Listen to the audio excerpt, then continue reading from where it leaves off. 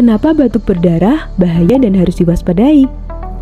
Batuk biasanya terjadi karena tubuh mengalami infeksi. Batuk ini jadi cara tubuh untuk bersihkan saluran nafas yang terkena infeksi.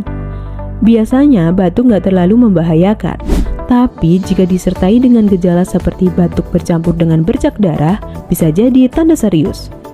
Bisa jadi tanda awal masalah kesehatan seperti TB dan pneumonia. Sebelum batuk makin memburuk, segera redakan batuk dengan madu Flybe. Cara alami redakan batuk dengan bekerja melapisi tenggorokan dan meredakan infeksi penyebab batuk. Minum madu Flybe 3 kali sehari setiap setelah makan dan di malam hari. Aman dikonsumsi setiap hari karena sudah bepom. Cek keranjang sekarang yuk, pesannya di sini.